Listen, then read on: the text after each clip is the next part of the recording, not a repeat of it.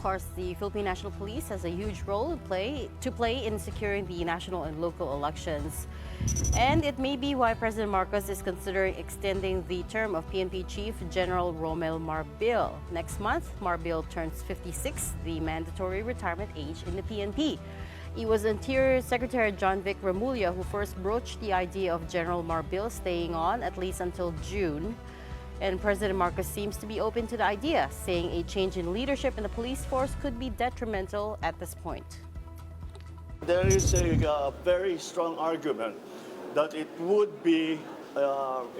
not be good for stability, especially to change Chief PNP in the middle of a campaign period and then approaching an election period. Let's try to get it now straight from the horse's mouth. Joining us tonight, we have PNP Chief General Romel Marbil. Thanks for talking to us, General. Welcome back to the big story. Good evening po, ma'am. Good evening for everybody, sa viewers po. Evening. So, General, what's the deal? Are you extended? Wala pa kami nakitang orders but we're happy kung there's an extension. At least meron po kaming but honestly, prepared naman po kami prepared na po kami for in case hindi po kami extend, ginawa na po namin talaga yung transition, yung what will happen with the election. Ginawa po namin, we'll be launching when 100 days before election by January 30 something, 31, 100 days or before the election. Ito yung preparation namin, talaga gusto namin maayos yung election na to for 2025. Yun nga yung sabi ni Presidente, no, General Marbil, sabi niya gusto daw niya ng continuity as we lead up to the elections. Gusto niya ng stability. I'm guessing alam niya yung mga paghahanda na ginawa mo and he would rather na ikaw na lang yung manatili sa puwesto hanggang matapos yung midterm elections. Can you give us an idea of in the PNP, ano yung ginagawa ninyo, no? 100 days before the midterms, how are preparations? Exactly how busy are you in terms of securing election sites, yung mga hotspots natin, election hotspots? Right now, no, yung kahapon when I was interviewed, no, ang tinitingnan natin, kasi yung old po nangyari, 3 Gs lang, your guns, gun, and golds. And now, meron ng fake news. So ito yung natin. So, ang preparation namin yung 100 is more focused. Kung anong PAGs ba't hindi natatapos yan? So meron kaming timeline. Dapat by this time wala ng PAGs. Dapat lahat ng mga barel, dapat hindi magamit ng barel, hindi magamit yung mga pera. Of course, yung mga military police that will be very biased, talagang maging stricto na kami. So they'll be part ng mga goons kasi di ba guns, and gold.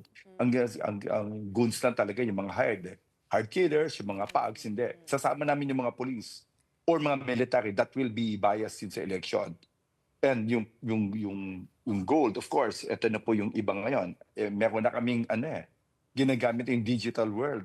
Paano ngayon? What are the laws na pwede natin pagbawalan yung dati kasi yung pera, lang makikita mo ngayon hindi na digital. So anong mga batas natin? And of course, paano yung mga fake news? How do we handle it? So we need to be more dun sa natin with COMELEC. How can we deal with this? Kasi it will really destroy ang election pagka siniraan mo yung tao. Wait, General, before we get into the specifics of election security, I want to ask a little bit more about a possible term extension. Sabi po ni Secretary Remulla, 6 months max, tama po ba? Is that in the handbook of the PNP that if ever a chief is extended, 6 months lang talaga? Ano yung possibilities po dito kung may extend po kayo? Na ilatag na po ba sa inyo yan, yung possibilities? Although the President said he is inclined. No final announcement yet or decision, but he is inclined to extend your term. Actually, meron tayong history na nag-extension ng mga ibang chief PNP natin, no? Example is General Leandro Mendoza. He was extended for 9 months. General Aglipa was extended for, I think before, he will retire soon. But he was extended by President Gloria for another 6 months. So it's really up to meron naman po tayong batas na the President can extend ang Chief PNP. Depende po dun sa pangyayari po nung event ayon. And of course, General Bato was extended. General Acorde was extended also. So it really depends dun sa argument or sa batas natin na gagamitan for the reason that will be extended po. But if ever po, But, until Apa. after BARM elections lang po, or you know, is it possible to go longer than that? No, ma'am, hindi ko po inaano yan, but ang sa akin it's really to, ayusin po namin yung election. And that's the promise that we want to, ensure yung public natin na maayos po yung election natin. Makakaasa po kayo. Yun po yung guidance ng presidente natin. Let's show them that this will be an honest, order and properly election po. And are Okay. you inclined to agree if ever the letter comes from Malacanang saying that you should extend your term, because the COMELEC has already said it's no problem, the DILG said it will be no problem to extend, no need for exemption. But of course, it's always the call of our president kung paano po yan. Ito po yan, ang sa amin lang is always a public servant. Ito po kahit naman mag-retire po kami, it's always a public servant. Yeah. Nandito po kami, ayan po yung sinasabi namin, inalit po namin yung buhay po namin sa public service anytime. Nandito po kami. Even if we're needed by the government, nandito po kami. Yun po yung sinumpaan namin. I think even if we die, doon po kami. Public service po yung gusto ng every policeman or every nandito po sa gobyerno, it's always public service. Okay, General, last na before we let this topic go, have you been asked or nobody's officially asked you yet?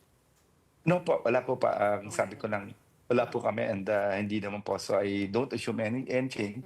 Yung Saturday mo, I already finished my testimonial parade in PMA and nagpaalam na po ako sa mga Fair kadete. enough. So sabi ko nga soldiers, soldiers never die. They just fade away. Sabi sa PNP naman, PNP never retires. We disappear with this style. Yun lang po. Kasi na-ambush interview po si Presidente, doon po lumabas. Okay, thank you. Yeah, pa. Okay, Yeah, pa. let's move on. General, I wanted to ask about this 911 integrated system that Secretary Remulla was talking about early this morning. Back in August 2024, you said your goal was to have a PNP response time of 3 minutes. But in recent data says that this is actually at 5 minutes. 78% of 911 calls is addressed at 5 minutes. Ano po yung mga challenge na hinaharap po natin given yung ating sistema doon sa 911 ay pasimula pa lang. Nag-transition pa lang tayo mula analog papuntang digital. What are the challenges that you're seeing bringing that time down by 2 minutes? Ma'am, marami kasi consider yan pagka when you look dun sa how many, ang kaya mabagal kasi how many yung pwede mag-responde sa crime.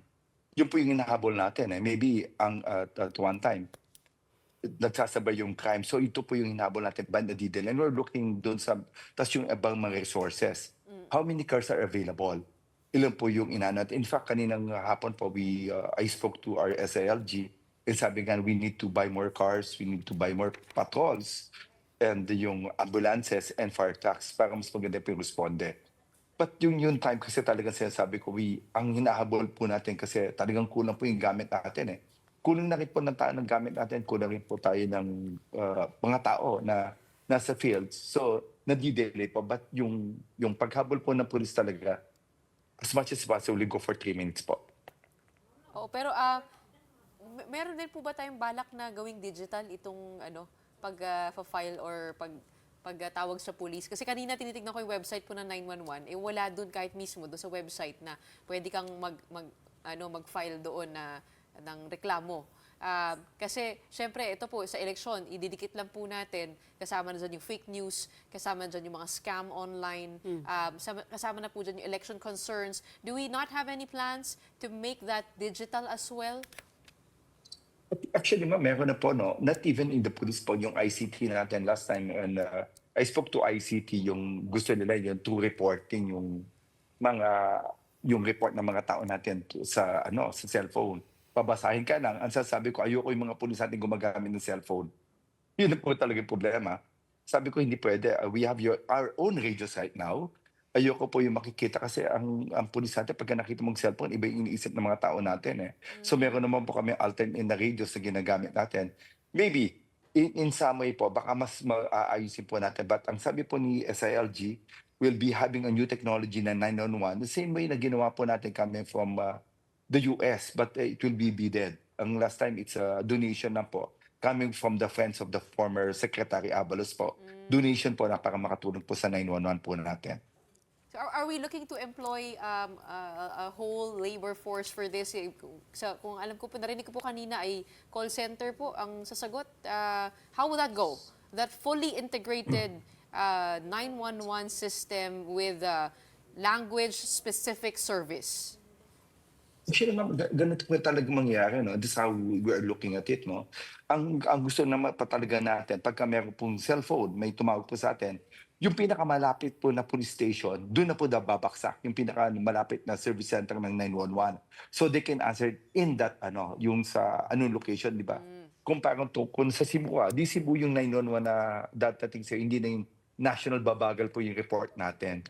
So, ito po yung technology. At the same, ito pa ang nagiging problema natin sa 911, no? Hindi lahat ng SIM card natin registered.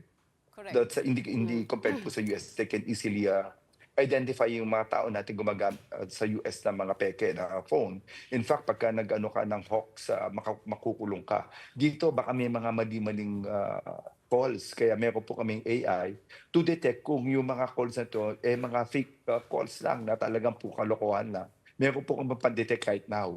In fact, half of our calls right now, puro kalokohan na, puro hoax lang, na wala naman talagang nangyayari. Naalala ko yun na General, nung sinabi ninyo, pinakamadaming mga maling call, nakukuha nyo para mag-order ng pizza. Ganun pa. Pero parang ganun din siya, di ba? Okay. Pag tumawag Yeah. ka, they'll call the branch nearest you para yun yung magsaservice sa'yo. Yeah. I just want to add, no? That's, ito nga yung nagiging namin, in the US, when you call the 911, automatic, pagka wala kayong insurance, you'll pay about $3,000 to $4,000. Yan ang problem. Yes, 911, hindi, that's not free in the US. 911 is Yeah. not free. You'll be paying for, based on sa insurance mo. Okay. Pero kung it's only $150 kung Right. insured ka. Okay. General, Dito, yun ang competition namin. How we can we survive yung without yung payment po.